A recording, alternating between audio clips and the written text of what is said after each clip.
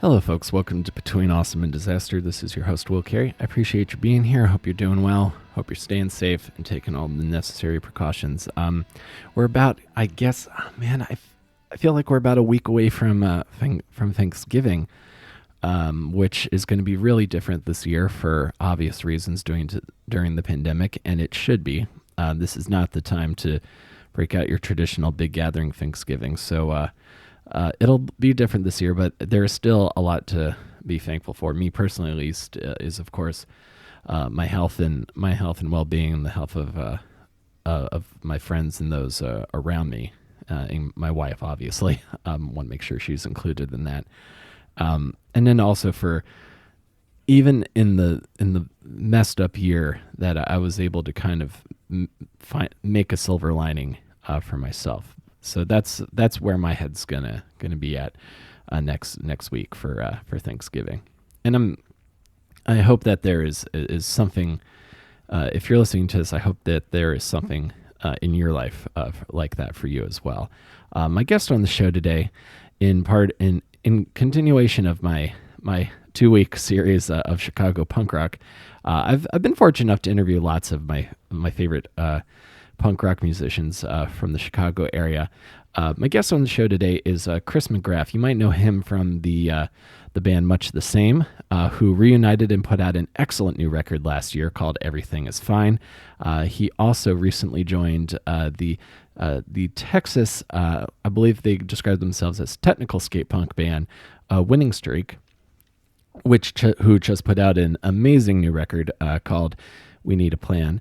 And Chris and I discovered Much the Same via their song You Used to Have a Garden, which came up in my recommendations, and I thought was absolutely incredible, and really enjoyed the entire new albums. And this was one of those great conversations that I have on the show, where I sit down and I talk to someone who I've never met or spoken to, and I come away from it with like feeling like I've had like a sense of connection with them. And this is definitely one of those chats, because I feel like Chris and I both uniquely fit into our respective tribes, whether that be like geek fandom or punk rock. But then also we also have these qualifications that also kind of exclude us from that tribe as well. Because I've never felt like I fit, like I exactly fit in completely in most situations I'm at. So that's something and sometimes that can be figuratively because I'm tall. So it's really great to get to sit down and kind of have this connection with Chris. And I'm looking forward to sharing this with you guys. If you enjoy this podcast, you'll definitely love Chris's band Much the Same, and you should definitely check out their music, as well as the new Winning Streak record, which they describe themselves as technical skate punk. I say if you love guitar solos and like very fast melodic punk rock, you will love Winning Streak. So definitely give that a listen if that sounds like your jam. And I appreciate you guys being here. If you listen to this and think you know a friend who might be into this podcast as well, you guys are my greatest help in helping other people find the show. I am who I am, and I get to talk to who I get to talk to and do this show because of listeners and because people enjoy this. So I appreciate that you guys are here, and let's get right into it. Let's go to my chat with Chris McGrath, guitarist and vocalist for Much the Same.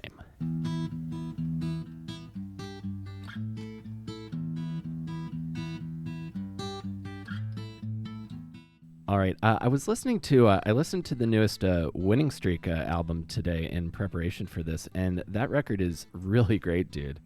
Thanks, man. That record's spectacular. I don't know if this was is the goal for that project, but to me it sounded like skate punk thrash. Like if thrash was like less metal and instead listened to like NoFX and Bad Religion, yeah, and still had like sick shredding. That's what I approached that record, and I really dig it, man. Yeah, thanks, man. Works for me. Yeah, it's pretty spectacular. I really I'm excited to talk to you, man, because I'm a relatively new fan of yours. The algorithm gods blessed me with with "You Used to Have a Garden" from the new Much the Same record, and that song is amazing. I would love to ask you something about like the inspiration behind that song, if you might. Sure. Yeah, so my bass player wrote that song. And basically, without getting maybe too much into the detail of his life, but Mm-hmm. um, basically it's around his relationship with his father, Mm-hmm. and his so the way I originally heard the story, even about how the song was going to come about, was just that line. You used to have a garden was one line that he handed me, and then another one was the other line in the chorus, the you're scared that you won't see me in heaven, but I don't see you now anyway. Like Yeah. his father basically doesn't leave the house, and just stays home to take care of his mother, but they, no matter what's going on in life, like they pretty much just don't leave the house. And because of various situations in their family dynamic, Frank, my bass player, doesn't really go to the house very much. So as Mm-hmm. a result, like he just has very little connection to his parents anymore. And it's just a sad thing to see, like the progression of what some might call like a, dysfunctional or toxic family dynamic, just Yeah. continue to deteriorate over the years. So, back in the day, it wasn't great when we were young and we were touring and stuff. And it sounds like it's gotten a lot worse over time. And so Yeah. there's just that, like, lamenting like what could have been, or even what has been lost, even from the less than ideal situation that, used to be there. Right. There's that kind of you just kind of have these shreds of optimism and Right. positive times, like something, and that's what I kind of really resonated with me in the lyrics, is something as simple as a garden, like a pretty garden. Mm-hmm. Really really hit me because my mom gardens a lot as well, and as I've gotten older, I was talking about I was chatting with Brendan from the Lawrence Arms yesterday, and we were kind of thinking about like talking about like how like your social circle, like it's even without the pandemic, your social circle as you get older continues to like shrink and shrink and shrink as Right. your friends your friends change, or everybody splinters off. Like the amount of like people I was really close to when I moved to New York 10 years ago, that is completely different. Like some people have left, some people quit, some people got really famous. It's crazy, man. Yeah, it's definitely hard getting older. And for me, I'm a guy who, I mean, everybody had friends in high school, right? But Yeah. I feel like there's a lot of friends that I have who are still very close to like their kind of core group of friends. Mm-hmm. Like a lot of the guys in the band still are pretty tight with a handful of people that they were tight with when we first started the band many years ago. And I never really had that. Like my friends have shifted over time, and maybe some of that's my fault in terms of, I wasn't a great friend or whatever. Mm-hmm. um but it's definitely weird getting to your 40s and going like, yeah, most of my friends haven't known me for more than a few years or whatever. And I'm fortunate to, I go to a pretty big church and I work there now too, and so Mm-hmm. there's kind of a built-in social circle that comes with that environment. So that's Sure. been really positive to be able to like make new friends, who are all kind of in a similar stage of life. But at the same time, like, my church friends don't much get my punk rock side or my, Right. fantasy book collecting side, or, like I've got a lot Sure. of different Sure. things. So a lot of potential for friendships, but it's hard to find somebody who really gets me like as a whole. So I think a lot of people have a similar struggle there, where it's like, well, I go to work and there's people I like at work, but like I'm not hanging out with them outside of work and, Mm-hmm. calling them up or going out for beers or whatever. So Oh yeah, no, no, totally. Like even amongst like my music friends, like I would never want to talk about like serious octane radio and like modern radio rock with like my like Williamsburg like indie rock like right. garage punk friends. And conversely, I could never bring up the Black Keys or even underground punk rock with like my mainstream music friends, because they're just like, Right. what are you talking about? Yeah. It's Like, just weird. That's all they know. Right. yeah, I've always felt like this kind of nomad, because I just kind of gravitate towards things I like, and I don't think too much about like the cultural trappings of it.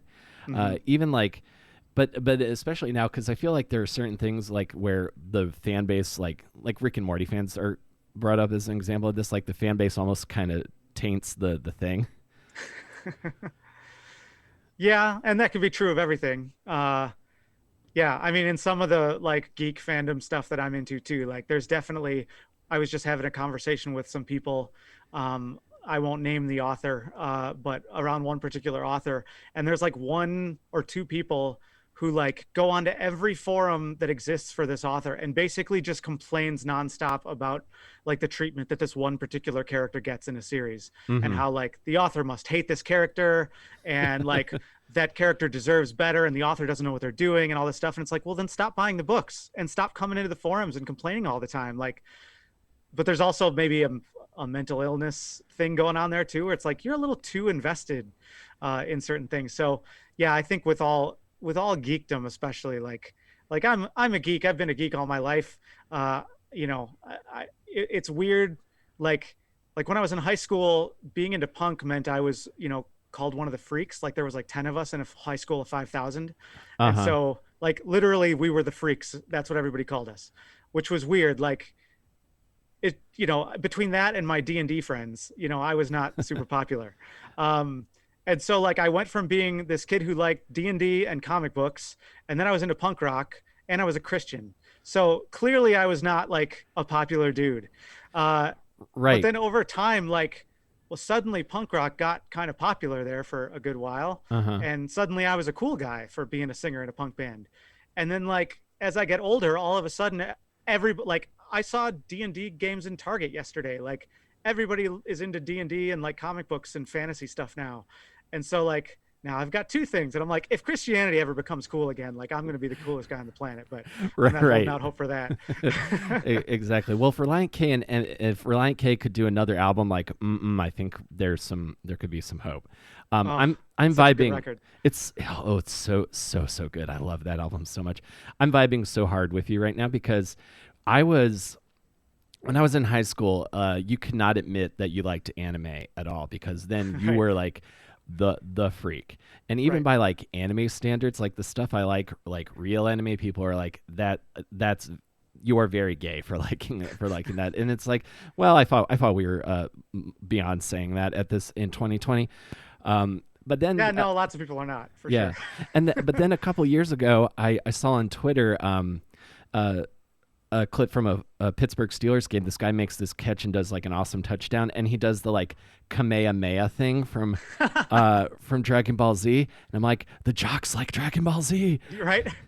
No, and then but so yeah, like each kind of tribe that you find yourself in, you always have these little asterisks, and then these like sub tribes, because I imagine. I mean, there is cool Christian music and there's cool Christian punk rock. I don't really get Christian band vibes from much the same, but there's like certain pockets of that scene that is very unaccepting of any kind of outward expressions of faith or support for religion. So Right. yeah, I can imagine you're kind of welcomed everywhere, but you're still an outsider depending on where you are. And Right. I mean, like for a long time, my favorite band is No Effects, right? Like, yeah. and I love their music. I love a lot of what they sing about. And then there are things that are either just not my cup of tea, Hmm. uh, or there are things that are like actively written about my friends, right? And Right. and so it's like, well, there's a guy I never want to meet because, like as soon as he learns anything about me, like he's not going to want to talk to me anymore. Right. And I mean, we were on Anti-Flag's label for a while. They were, Hmm. you know, uh, as accepting as could be expected. I think it was kind of like, well, let's just not talk about that, and we can all get along because we can get along about other stuff. Um, Hmm. That's kind of but my yeah, so modus. it puts a weird place too. Like, I mean, being an adult now, and especially all that's going on politically, like, and I work in a church, like I work in a predominantly white evangelical church that Hmm. does not at all, in my mind, fit what most people think of as a white evangelical church in terms of like just the Trumpism and all that stuff. Right. Way more accepting in general of a lot of people and a lot of different ideas. But so as I look at the world, like I'm seeing everything through this lens of like what the white Christians are putting themselves out as, which is the direct opposite of everything that I read in the Bible. And then Yeah. I'm just sitting here going, like, if I wrote political songs, like, I'm the only audience for that song. Like, it's a punk song about how like Christians need to follow the Bible better. Like, nobody wants to hear that but me. You know, I I'm don't know. sure there I are would. other people who feel I'd like listen that. to a song like that. So it's weird when you get to a point where you know you have an audience, and so you start thinking about the audience when you're writing stuff. And I try not to think in those terms and really try to think about like, well, what do I really have to say? But as soon as you want to say anything, you're imagining your audience. Like, Hmm. I'm not talking to myself in a song usually. Maybe in the past I was because I didn't think anybody'd hear them. Um, but now I know people will hear them. So Hmm. that it's like, what am I putting out into the world right now? And that doesn't stop me from writing something I think won't be relatable, but um, I don't know that I'd want a whole album of those. And if I'm honest, there's a fear that like, if I'm critical of any sort of Christianity, like, all the atheists in our world are going to be, yeah, screw God. It's like, no, that's not the point, Right. but they're used to hearing that in punk rock. Right. So I don't know. It's weird. We'll Yeah. see. Yeah. The nuanced political punk rock album is. I don't know if it would sell well, but whoever listens to it would appreciate it, I think. Right. And I Um, don't know that I want to write a political album anyway, just because they get dated. Like, For Blood and Empire by Anti-Flag is like, my favorite record of that year, like a phenomenal record. hmm That's the But I record don't that know really that I got want me to into listen them. to it much anymore lyrically, at least. Like musically it's great. Hmm. I don't really like now complaining about Bush seems like a really weird thing to do. You Yeah. know, Well, like, not that with there weren't things to hindsight, complain about, but compared to 2020, like, Bush is a hero almost. So it's weird. it is. And where did you grow up? So you're a punk rock D&D fantasy book dude. And where did you grow up exactly? I'm in the suburbs of Chicago. I grew up when I was youngest in Cicero, which is Al Capone's town, Okay. and then moved to Berwyn, which is like one town over, which Chicago people often hear of because of Svengoolie, which if you don't live in Chicago, you don't know who that is. But Berwyn is, well, okay. Berwyn's claim to fame is in Wayne's World when they're driving around and there's that big spike with all the cars on it. Uh huh. That was behind my high school. Oh wow. So I saw Wayne's World on release day in the theater that was in the strip mall of that parking lot. So like first showing that comes on the screen and the whole like town erupts. Like, it was just like, oh That's my God, I can't amazing. believe the Tower of Cars is in a movie. Like, so that's where I grew up. That's very spectacular. Yeah, in Chicago, I know Chicagoans can be pretty particular. That if you say you're from Chicago and you're from the suburbs, I've had a few Chicago people tell me that. I've only been to Chicago once, but it's a pretty spectacular city. Your Chinatown down in the South Side is spectacular. I don't know if Yeah, there's some good stuff there, man. oh my God, I ate my way down like an entire street. But you're uh, from New York, right? So you've got the better Chinatown. I've been in New York for 10 years. So we have Chinatown in Manhattan, which is awesome. And then the Queens Chinatown is even more awesome. They're Oh, really? places I don't tell people about unless I'm really close to them because I don't want them getting hip to it. But Chicago's is pretty excellent. I grew up in Maryland, so it was like I didn't so which is like General So's territory. Right. But that's and like growing and like when I discovered punk rock being in that small town, that's where I felt like because I was just kind of like directionless. I was just kind of going to school, getting the bus home, and playing and getting on the PlayStation. That was my Hmm. life. And then I heard punk rock. I heard power chords. I was like, I must learn to make these sounds. I'm curious if what that moment was like for you, like the discovery of punk rock and that sent you down the path what you follow now. Yeah. So I'm definitely going to date myself a little, but that's fine. Cause those years were prime punk years. So I was in high school, like, first time I would say that I heard punk had to be Dookie, but Mm-hmm. I didn't know that was punk at the time. So that's 94, right? That had first Yeah. come out. My friend walks into math class with Dookie and shows it to me. Like, I should know what it is. And I'm like, okay, cool. I was listening to a lot of Soundgarden, Uh-huh. and Metallica and Nirvana at the time. And so I didn't really, I mean, I listened to a lot, I really liked Dookie, but I don't think I associated a genre with it at that point.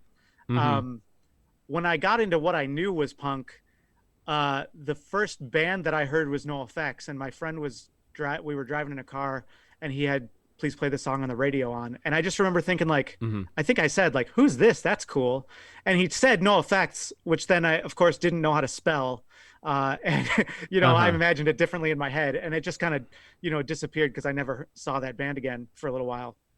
But I was very active, and this is again huge geekdom, but back in the days when we didn't really have the internet, but we had BBSs, which is like, you would use your computer to call someone else's computer, Hmm. and they had like something set up. They had a file system and a forum, and it was only specifically on their computer.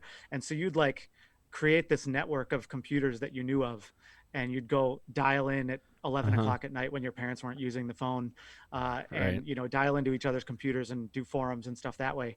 And I used to do a lot of what's called ANSI art, which is like, people may have seen ASCII art, which is where you're drawing with like letters. Hmm. But this were like basically just the blocks in the ASCII, and they were colored. So we, what now looks like Minecraft art, Yeah. but it was like, this was the art that you could show in a text-based, pre-internet kind of forum thing. And so I was really into that scene. There was a lot of really good actual artists in that scene, Hmm. and some of the ones that I met and became really good friends with started getting me into punk rock. And so, yeah, again, No Effects I started hearing about. Pennywise was the first record I actually picked up. Uh-huh. So Pennywise, about time, I think I went to Circuit City, saw it, and stole it. Uh, as a good young Christian boy does. And so it was about time, first real punk rock record, and like immediately I was hooked. And it is that it's the I'd been listening to a lot of metal, right? And like, Hmm. but again, Christian dude listening to a lot of metal, like a lot of it was very kind of debaucherous kind of stuff, or like, pseudo devil worship jokes or whatever. And that's all fine. It didn't really bother me. But when I heard punk, it was like, oh, these guys are singing about like improving your life, but it's still got all the energy and the grit and the like aggression that I liked in this other music. And so from there, it was a no brainer. I didn't care about metal at all anymore after that. Uh-huh. So Pennywise, Punk and Drublick had pretty much just come out. So those were my first two albums. And then from there, I'm not sure. I know All Pummel was really early. I know Rancid Let's Go was really early. Um, Rancid on the Wolves tour was the first punk show I went to. Oh, And it was, awesome. and 88 Fingers Louie was the band that opened that show. And so I heard that. So 88 was the first punk band that I saw live, and that was October '95. Um, and they were super, super good, and I was super excited. And I asked somebody who the band was, and they said, I think that was the Lunatics, because that was who was coming up next. Uh-huh. And so I ran out and bought a Lunatics shirt, and then came back and saw a bunch of girls on stage who said they were the Lunatics. I was like, oh, I bought the wrong shirt, but I'm 17 and feel bad, so I'm not going to go return it. Um, Right. and Yeah. so so then I forgot about 88 Fingers Louie for like 10 years until I figured out who they were much later. Hmm. That is a killer first punk show. That's awesome, man. It was a very good show. Yeah. It was a very good show.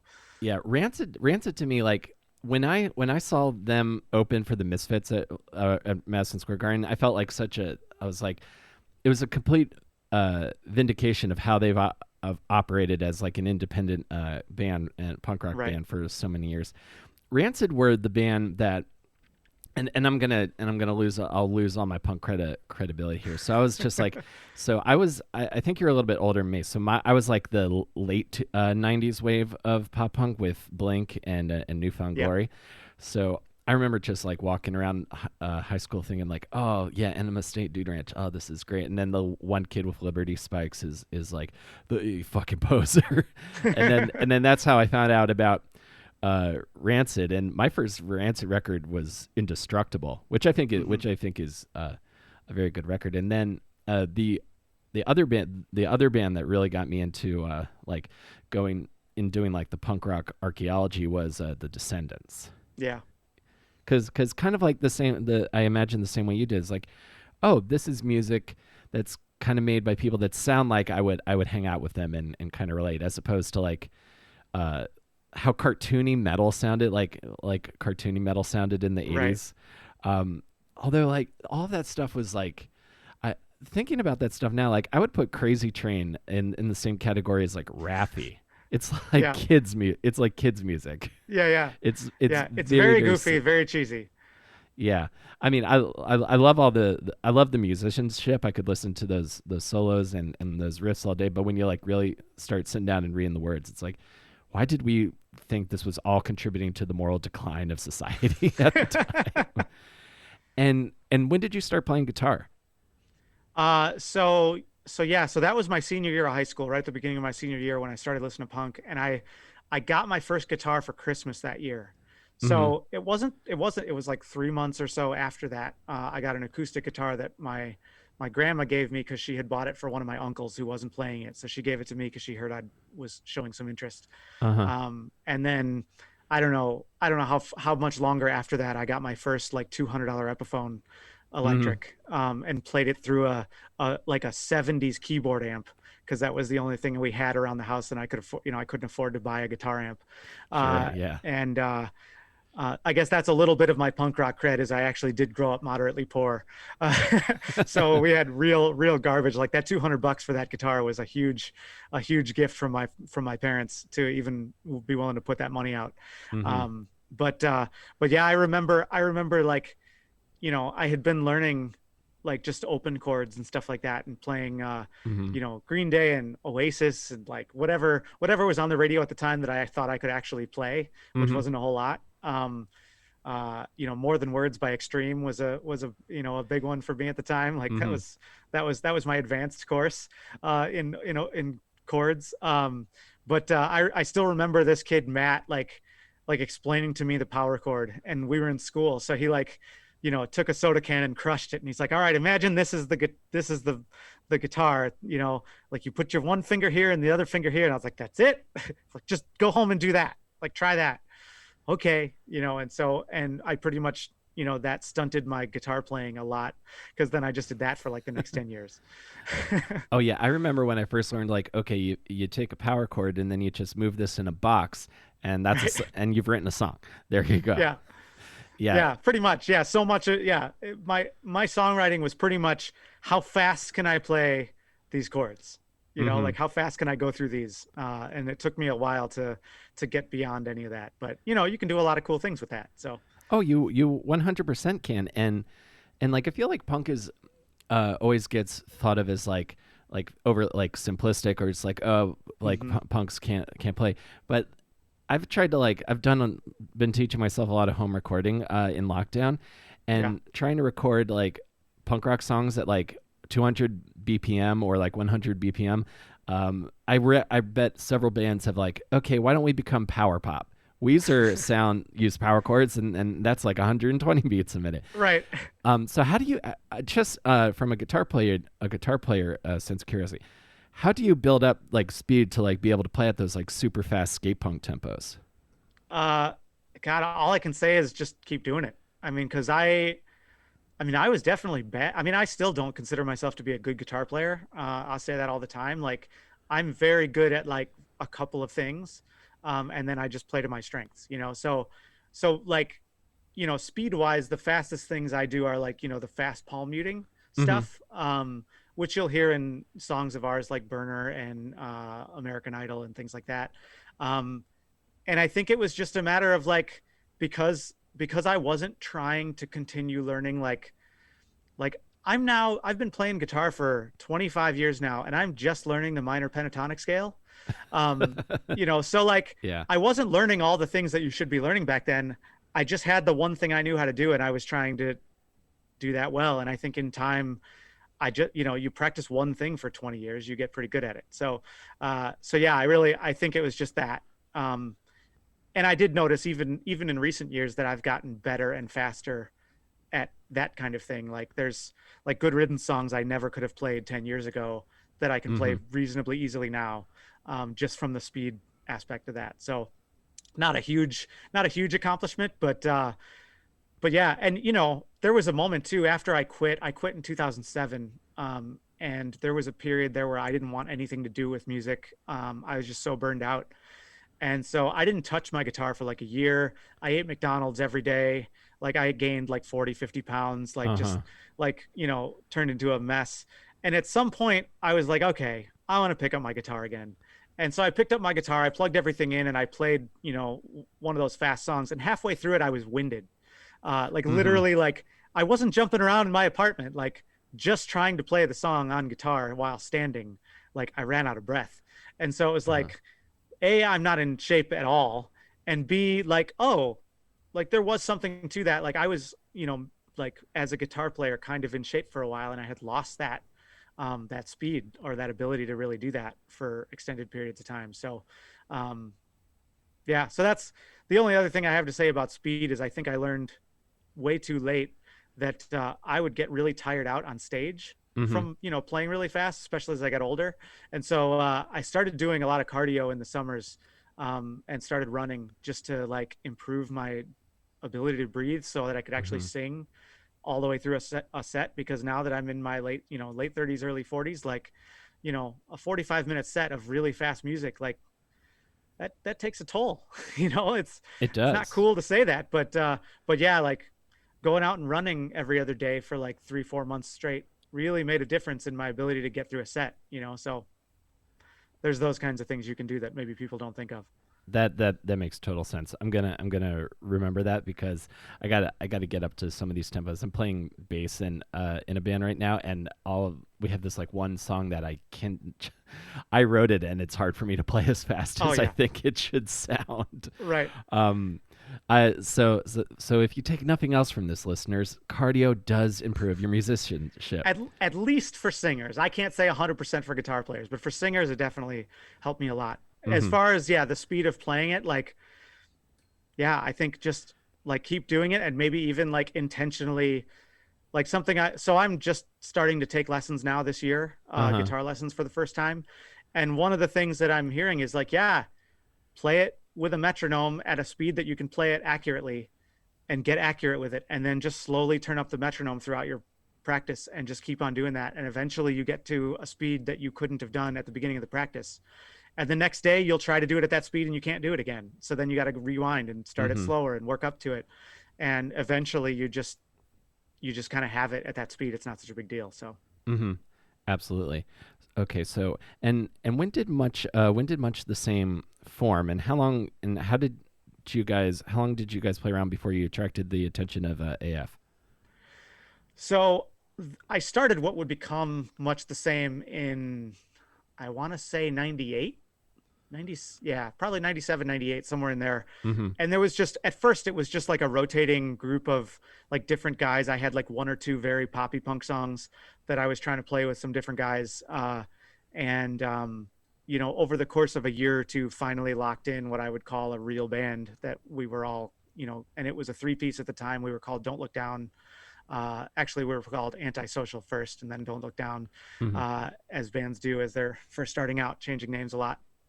Um, so our first, the EP that you can still get your hands on, Caught Off Guard, it came out in 1999. So to me, that's kind of officially what I consider the start of the band. We played our first show in, I think, August of 99 or something like that. Right. Um, and yeah, and it was just kind of, people would come in and out, and we'd lose somebody, and somebody would know somebody else, or they'd be in a second band. And, oh, let me see if my guitar player from my other band wants to join us and stuff. And so, Mm-hmm. it went like that for a while up until we were writing Quitters Never Win. We're probably halfway through Quitters Never Win when we finally like got like a legit, like basically what would be the lineup for a few years. And that was, 2002 or so. Mm-hmm. Yeah, like there's a lot of like music scenes are like very polyamorous. Like everybody's in everybody else's band is like, Right. no, I want you to commit to this band. Right. Oh, yeah, I won't get into it all because, yeah, it's way too much to talk about, but it was literally like two bands trading members back and forth for like 3 straight years. Mm-hmm. Every time somebody got in a fight, they'd quit their band and go join the other band. And it was a mess. So, but we, still to this day, like Dan, our guitar player, was the rival singer in the other band, and we hated each other. He even wrote a song about how much he hated me and what a jerk I was. Oh And man. and we ended up in the same band together because he got kicked out of that band, and we needed a guitar player because our guitar player joined his band. So, so it was like literally like, okay, we hate each other, but we both want to play music. So let's just do this. I bet there's an amazing research paper on the social dynamics of bands that Right. needs to be written. Okay, so you're playing mostly around the Chicago area. Yeah. Yeah. And then I I will say the first one I listened to because I've been I went the first Much the Same record I listened to it again today as well, and I was mostly I love the songs. I think it sounds great. I was listening to the remastered version, and part of me when I was listening to the bass lines, I sort of thought, I bet I know why this album came out on AF. I could kind of see the comparisons between that and Dose and number two's bass playing. Yeah, he definitely had an influence. We were listening. I mean, you know, obviously we got on the label.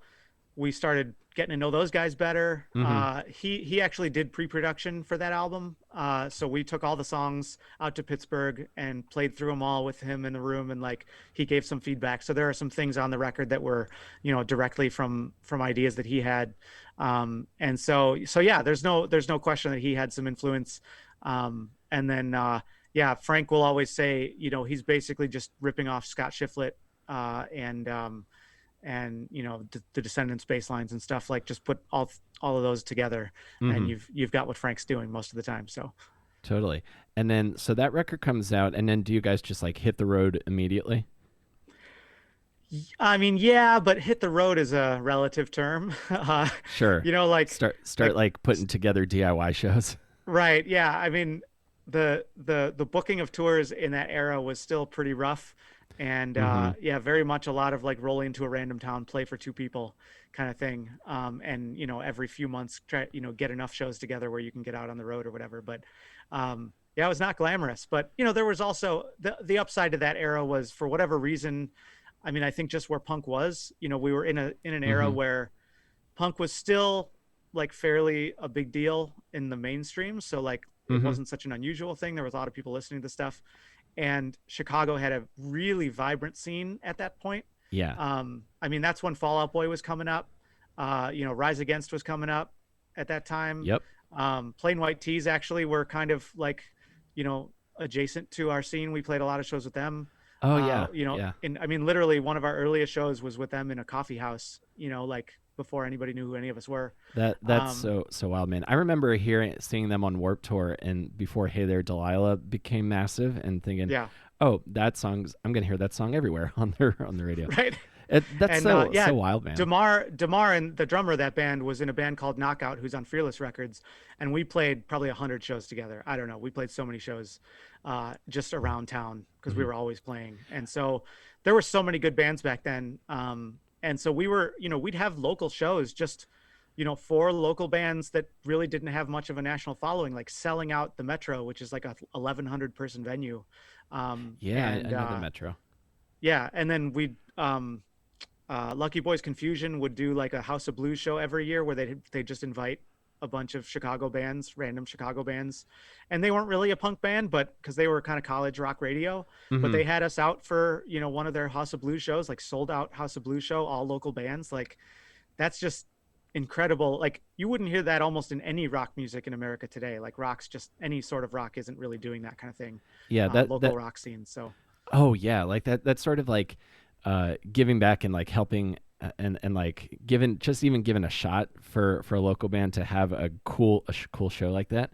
right. To me, it's the comparison of, and this is something I've heard about Tom Green. When Tom Green does stand up, he usually has like a local comic in the city he plays open the show, and that is such a big deal for that person. I know, because like you said, it's kind of comparative thing. You're doing all these shows for like 2 to 5 people of varying levels of interest. To get to work jokes, you got to do open mics in front of other comics who are all staring at their phones the whole time.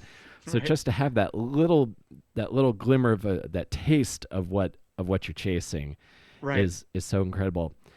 And yeah, and then especially when you get into, I was doing a podcast with Chris from Punchline, and we were talking about the Click Five. Their first tour, like was opening for Ashley Simpson, and they had to pay like their record label paid like a bunch of money to get him on that, and it's like, Yeah. but just to hear like, hey, you guys want to open the show? I love having stuff like that. Right. I want to also ask you, because I have to ask every punk who from Chicago this, was the Fireside Bowl still happening at that time? Oh yeah. Fireside was, I mean, I relate to the Fireside to Cheers. Like I started going to the Fireside in 95 and it was literally like I could go any night of the week by myself and I'd know people there, and Great. like, I love that. that was just, it was such an amazing, I mean, it was a rundown piece of garbage, right? Like Mm-hmm. such an awful, like interior and everything, but they had phenomenal sound. Like just this entire, like literally like half of the stage is just speakers, like floor to ceiling speakers in this little like alley. Uh-huh.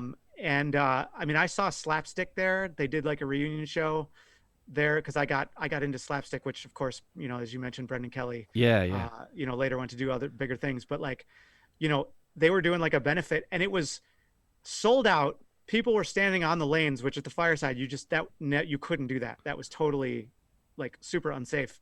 Yeah. Even for a 90s punk venue, they weren't letting that happen. But like the lanes were packed, and there was another crowd of people outside waiting to get in who would have filled the place again. And so Slapstick Wow. like cut their show short and did another set for everybody else who was still outside, like because it was like dead of winter, Uh-huh. and they were trying to raise money for somebody's family or something. But like it was a phenomenal place to see shows. I mean, we played with Thrice there. I saw No Use for a Name and Anti-Flag there together. Like I saw Face to Face there. So many bands that I saw there. And so when I finally got to like get on stage and play there was just like, for me, that was the epitome. It was like it didn't matter that there was only 30 people at the show. Like Sure. Yeah. we are playing the Fireside Bowl. Like we have made it, like I in punk rock. absolutely. I And absolutely know over what you time, mean. yeah, we got to do shows like that Thrice one, and we opened for Bigwig there. We opened for Belvedere. We opened for a bunch of other bands. I mean, we brought Wilhelm Scream in to play there, and I think their first show there, Fall Out Boy was actually the opening band. It was like their first show at a venue, Mm-hmm. um, and nobody knew who they were. I just thought it was a cool Simpsons reference name.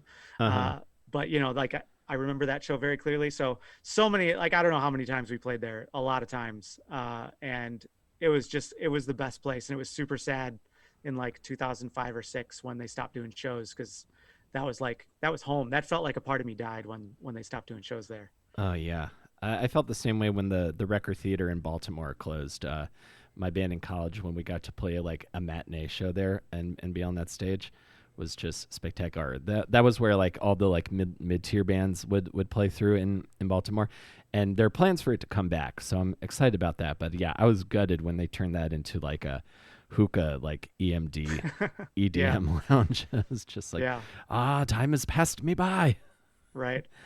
Um, so this first record comes out. You start doing shows, and you alluded earlier to a time when you got burned out on music, and this was after much the same as a first European tour.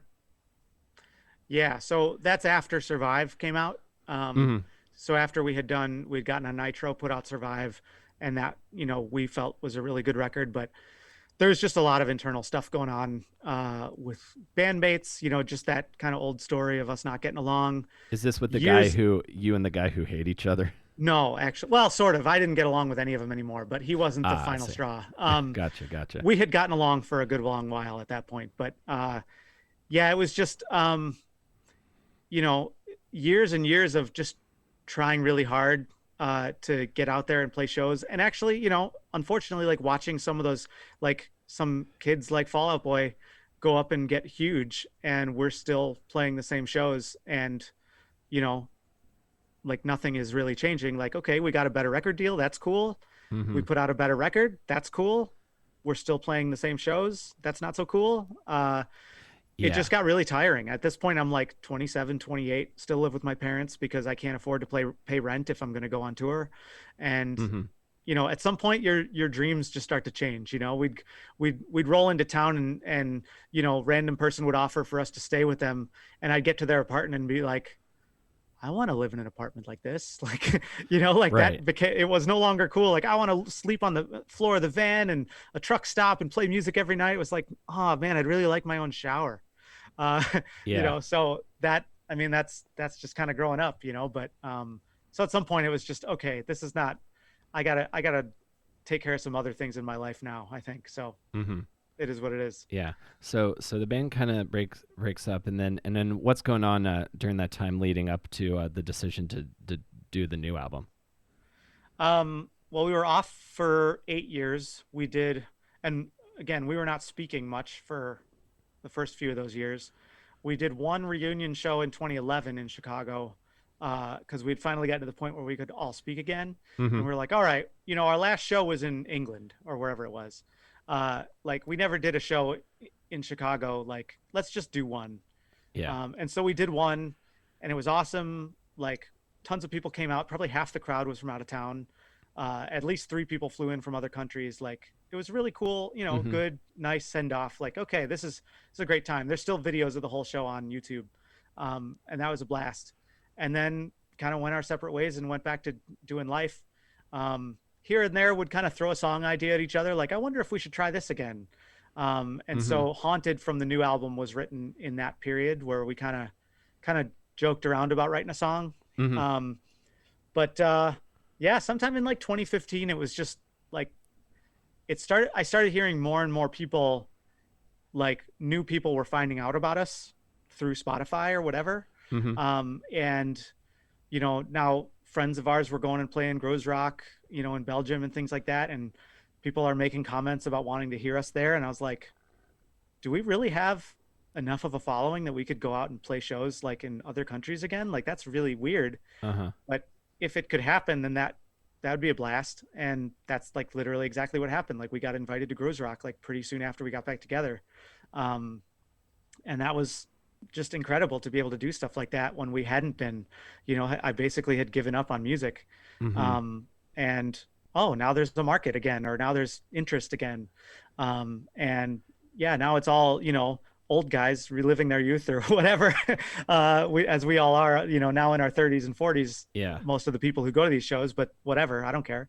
Um, and so yeah, that was kind of the impetus for it. And we just kept writing, just seeing if we could do it. And I was very unconvinced that we could actually write another record Hmm. to the quality that I felt Survive was, because I really felt like that was, like, I was surprised still. I'm still to surprised to this day that we wrote that album, because I'm like, where did those songs come from? Where did those parts come from? Like, Uh-huh. I'm so far removed from it now that I'm so proud of having had anything to do with it. Um, but it was kind of like, do I really think we can do that again? I don't know. We'll see. And so we tried, and ultimately we finished an album, and I felt like, oh, we can still do this again. All right, cool. And now we're back to kind of square one. Like, we've got some song ideas, but no complete songs. And we were just talking Hmm. yesterday, like how are we going to get the momentum moving again? Like, because it totally feels like an insurmountable achievement once again, at least to me, to write another album. But I know if we buckle down, we'll get it done eventually. So Oh, absolutely. And I think the new record is my favorite of all the records. Like especially that I mentioned that used to have a garden was great. The song on ukulele towards the end is mhm. such like a beautifully like mournful track, like, and especially compared to the very like happy sound of a ukulele. I Right. That one also really connected with me as well. And Haunted was a highlight for me Mhm. as well. If you don't mind me asking, I'm curious what kind of guitars and amps you used on the new record. Yeah.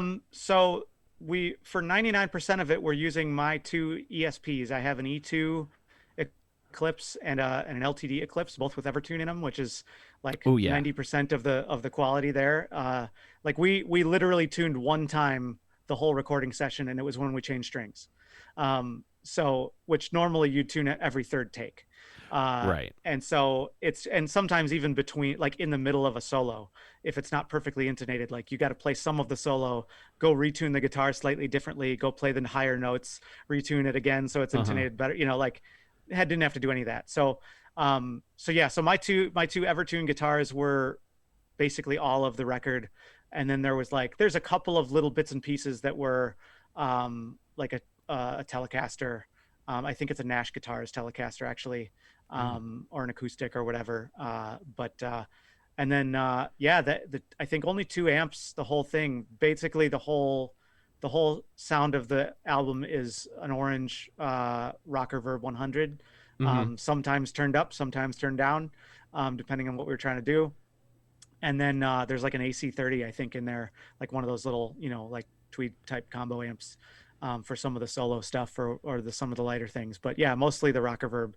And then I immediately went out and bought a Rocker Verb because it's just such a good sound. So Oh yeah, and I feel like you got a very like kind of like creamy bluesy distortion from the rock reverb. I know punks love their oranges nowadays, um, but I feel they tend to go for that like still like hot rodded almost metally kind of sound. But I feel like the tones you got are very like kind of like warm and like almost bluesy kind of, but like a punky yeah, kind of blues. the mix is a little different in terms of that tone, and it's interesting because I don't know exactly how he achieved that, because to be completely honest, that isn't what they sounded like in the room.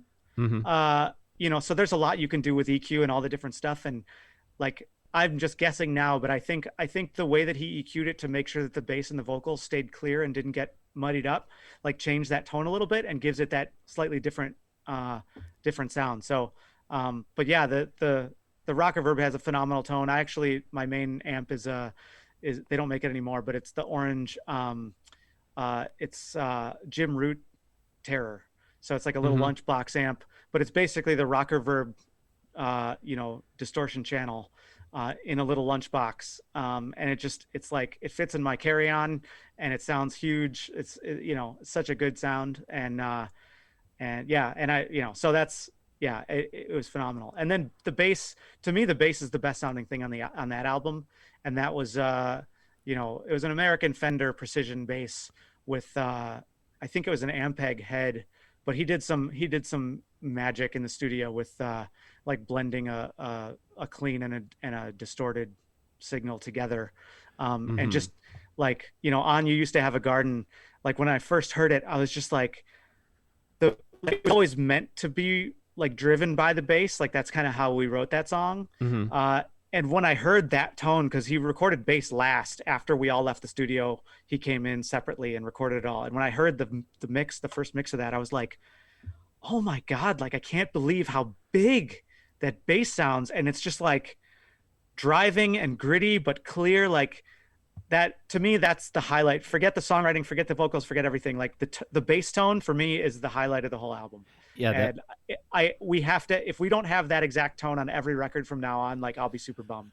So I agree with you 100%. 100%. Well, first off, I feel like bass guitar could have ended with the Fender Precision bass, and we would have been fine. Because every time I've tried to play, I mean, I love my jazz bass also, but every time I try to play any other kind of bass, like a Thunderbird or like a $2,000 Warwick, I'm like, it's not a precision bass. It's not. right. It's not a fun. Yeah, the bass tone on is in that is incredible, and I love the way that song in particular works because it sort of reminds me like the way you kind of hit those just like chords in the verses and the bass continues to chug along. Hmm. Like there's a certain I love songs that do that. I almost would compare it to like and going back to like I always think of the replacement song "Left of the Dial" and like when you feel like you have all your friends and then you don't see them anymore and you just hear them on the radio, which is what that song's about. Hmm. I compare that song very favorably to like that sort of like hard on your sleeves replacement style rock and roll, or an odd one to say, but like mid level career Goo Goo Dolls, like "Hold Me Up," "Superstar Car Wash" kind of Yeah. era, like where they had a lot of that kind of vibe as well. Right. Yeah, Frank would tell you that like when he wrote it, he's like, haha, I finally tricked you guys into sounding like Alkaline Trio. Uh,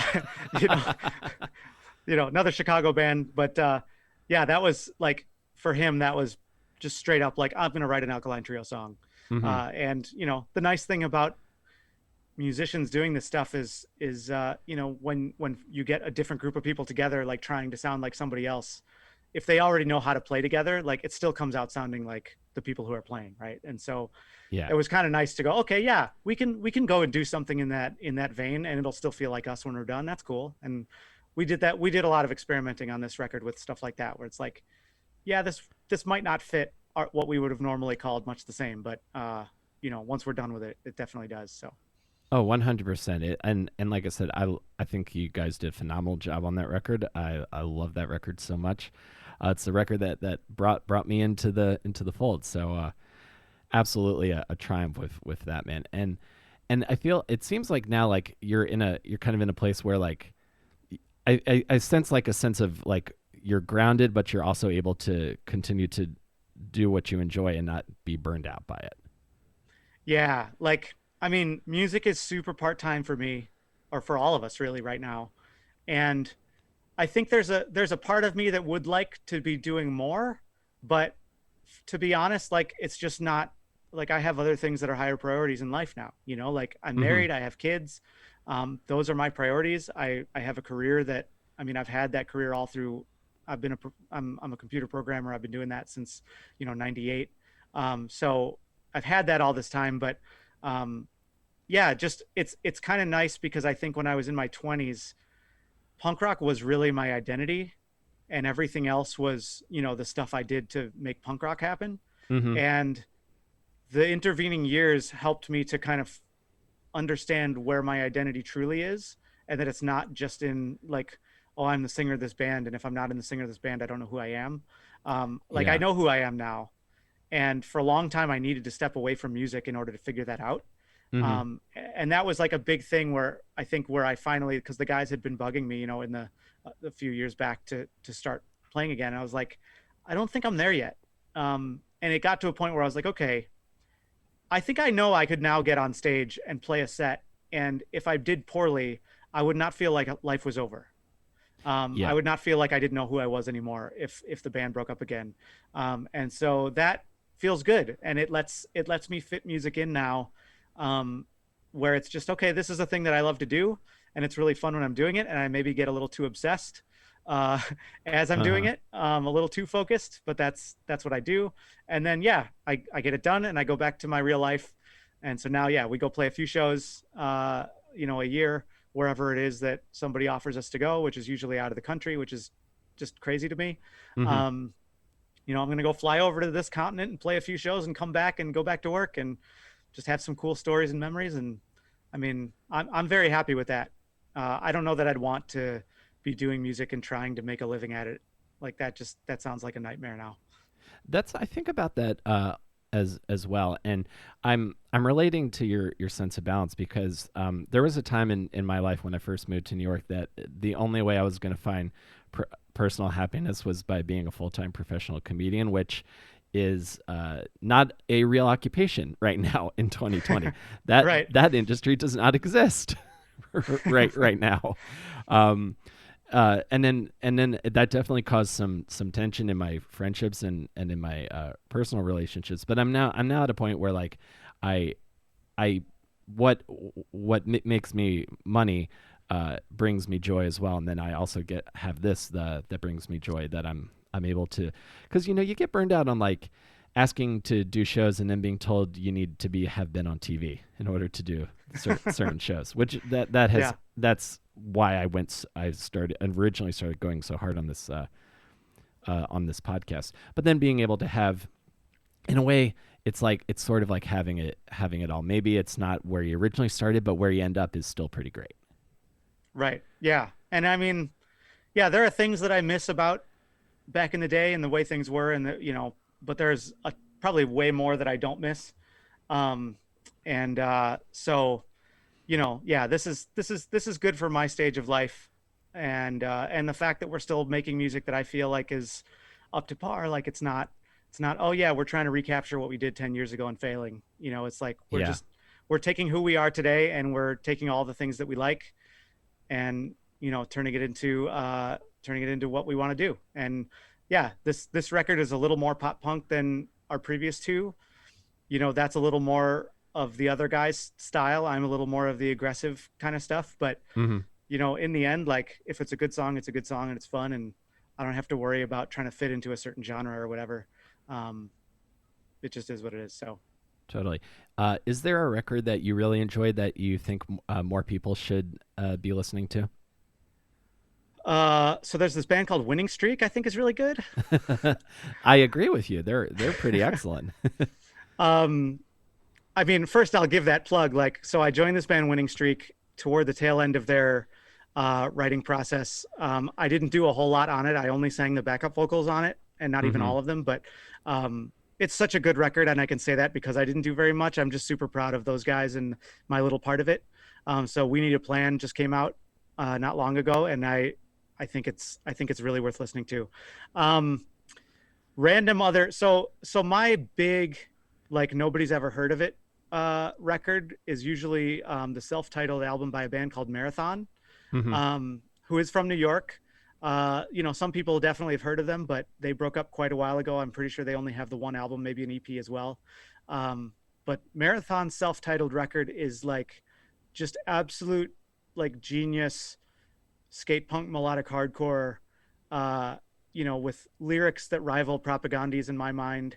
Oh Um, wow. just phenomenal music. The first time I heard one song, I was just hooked.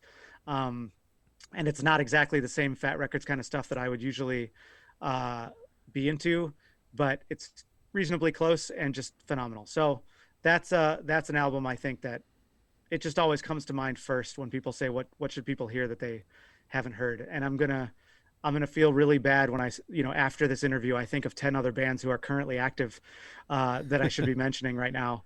But that's just what comes to mind in this moment. So Oh no. Well, I'm gonna go listen to that after we get off this interview because that sounds really great to me. And feel free to email me those other records. I always like listening to new stuff. If I'm trying to think um, of like more punk stuff that I've been listening to.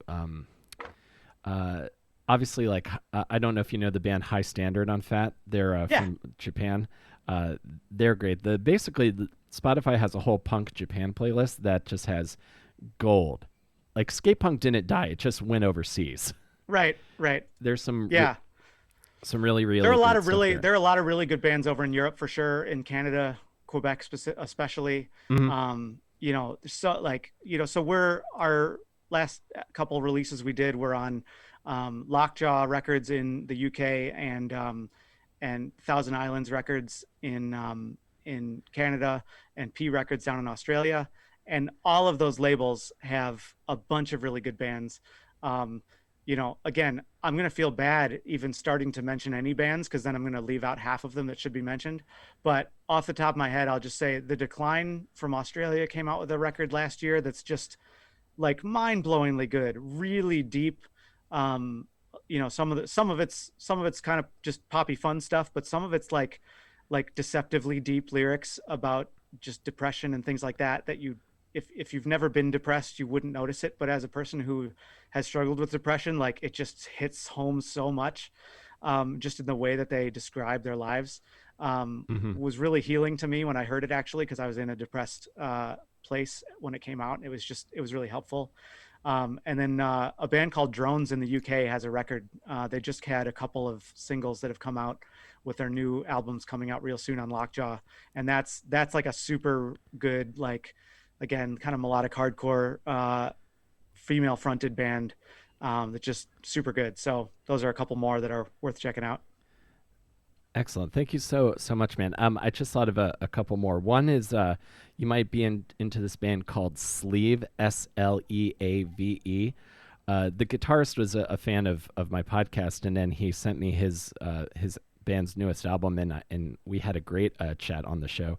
They're kind of like Fugazi meets the Menzingers. Like the first Okay. half is like very like post hardcore, hardcore kind of influence, and then the second half is very much that like kind of like hard on your sleeve kind of Menzinger's influence kind of punk rock. Right. I really enjoyed that. And to bring this full circle, another Chicago band, Scott Murphy from Alistair, has a band with former members of the Japanese rock band Ellegarden that they used to tour with. And that band is called Mono Eyes, and they just put out their third full length. And it's very amazing. It's like alternately kind of kind of like heavier rock and pop punk. It's very good stuff. Yeah, I think I knew about that band, but I'd never heard them. Like I've seen, I want to say even maybe just on Facebook, I'd seen pictures of him with his, because I've met Scott briefly a few times when we played together or whatever. Hmm. And so, yeah, I should also mention, since you mentioned Alistair, Tim from Alistair also has a new band called Hot Alice that we played with recently that's got some really good stuff out. A good friend of mine is the drummer of that band too. So yeah, Hot Alice is a really good up and coming Chicago band. So Awesome. I'm definitely going to give them a listen. And one last question, then we'll bring this to a close. Do you still play your same D&D character from back in the day? oh God, no. D&D is the kind of thing that I like in theory more than I like in practice, I think. Sure. I've gone on and off of playing with, I do still hang out with some of my D&D friends from high school. I reconnected with them a few years back, and so we still talk. And I started a campaign with some other friends who'd never played any of it before, where I was DMing it. Uh-huh. And it's just such a different experience between playing with like 20-year veterans who've always played with the same group of people and like total newbies who've never played this before and don't know what they're doing. Both are fun for different reasons. Yeah. But in the end, like the preparation time that was required to run a game was just way more than I had. Like I was trying to write an album, like I didn't have Yeah. time to be planning stories, and that's not really my strength anyway. And so I have a bunch of D&D books now, but I think I've just decided, like, if I'm going to get together with friends for 4 hours and do something like that, I'd much rather play, Terraforming Mars or Smash Up or Carcassonne or any of these, 100 board games that I'm pretty into, Hmm. where you have like a finite, beginning and ending as you're in the middle of it. So I'm super happy that D&D is as popular as it is, but I think I've kind of, grown out of it. Right on.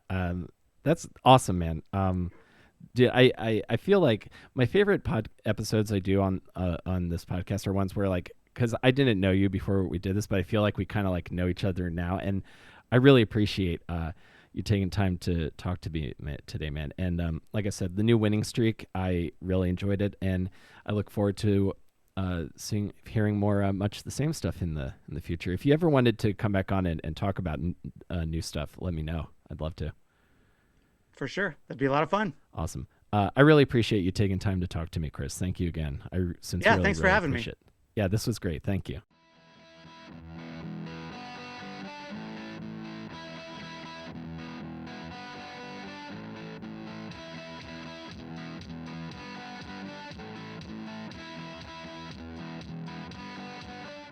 Okay, folks, that's our show for today. Thank you so much for listening. Thank you to my guest, Chris McGrath. I sincerely appreciate you doing the show. It was a great time getting to chat with you. And if you guys enjoy fast, shreddy punk rock and skate punk, you definitely are going to want to check out the new Winning Streak album, We Need a Plan, and also, we discussed in the show, the new Much the Same record, which came out last year, is called Everything is Fine.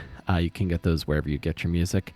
And I really enjoyed getting to chat with Chris today. If you enjoyed this and think you know a friend that might be interested in this podcast as well, you guys are my best advocate for telling people that the show is cool. We are available wherever you get your podcasts. We are on Apple, Stitcher, Spotify, and Amazon Music. If you're able to, you can give us a review and a rating and a review on Apple Podcasts. That helps other people find the show on that platform.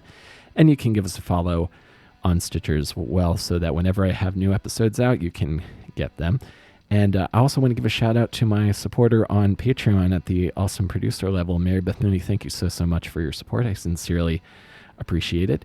And if you guys are curious, you can go to patreon.com/awesomedisaster and check out the stuff that I'm making over there. But this show is free, and all of the episodes are still available. There's a lot of very great conversations that I am very proud of, and I appreciate you guys being here and being a part of that. So I hope you guys continue to stay safe, continue to stay optimistic, because again, I can see a great place that will be eventually, because it is always darkness before the light, I think is what they say. So thank you guys for being here, and I will see you next time between awesome and disaster.